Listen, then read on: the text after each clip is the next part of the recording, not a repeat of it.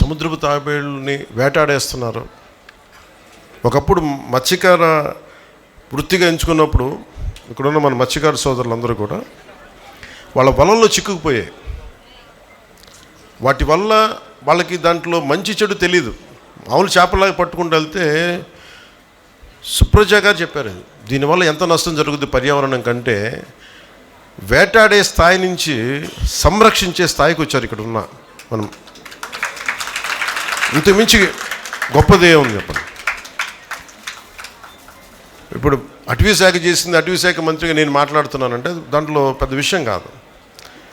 అది వాళ్ళకి అది అవసరం లేనిది, పట్టించుకోకర్లా. కానీ నిజంగా భూమాతని నమ్మితే, ప్రకృతిని నమ్మితే, ప్రకృతిని పూజిస్తే వాళ్ళ సహజమైన వృత్తిని కూడా అర్థం చేసుకొని దీన్ని మనం పట్టకూడదు, సాంప్రదాయ వృత్తి దీనికి సంబంధించి పట్టుకోకూడదని అడవిలు వలల్లో చిక్కితే వాటిని జాగ్రత్తగా కట్ చేసి, ఒక్కొక్క వల కట్ చేయడం అంటే కూడా నష్టపోవడం అనమాట. వాళ్ళు నష్టపోయి ఆ వలలు కట్ చేసేసి మళ్ళీ వాటిని వదిలేయటం.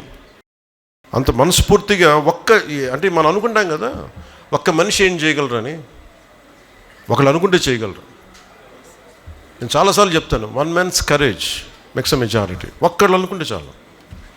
ఇక్కడున్న ఒక్కొక్క బిడ్డ, ఆడబిడ్డ కానీ అబ్బాయి కానీ, స్కౌట్స్ అండ్ గైడ్స్లో ఒక్కొక్కళ్ళు కానీ ఈ దేశాన్ని, ఈ సమాజాన్ని మార్చగలిగే శక్తి సత్తా ఉన్నవాళ్ళు మీరు.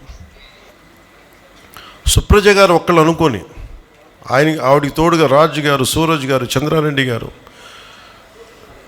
సోమేశ్వర్ గారు, ఇలాంటి వాళ్ళందరూ ఒక్కళ్ళు అనుకోవాలి. ఫస్ట్ ఆవిడ అనుకున్నారు ఫస్ట్ ఏదో చేద్దామని. ఆ చేయడం మూలంగా దానికి ఫారెస్ట్ డిపార్ట్మెంట్ కలిసి వచ్చి, ఫారెస్ట్ డిపార్ట్మెంట్ కూడా ఇందాక మన చిరంజీవి చౌదరి గారు చెప్పినట్టుగా కూడా అన్నీ చేయలేం మనం. సో స్టేక్ హోల్డర్స్ ఉంటారు, చాలామంది కలుపుకొని వెళ్ళాలి. ఆ కలుపుకుని వెళ్ళే భాగంలో మనకి సుప్రజ గారు రావటం, ఇవన్నీ చాలా కదిలించేసింది.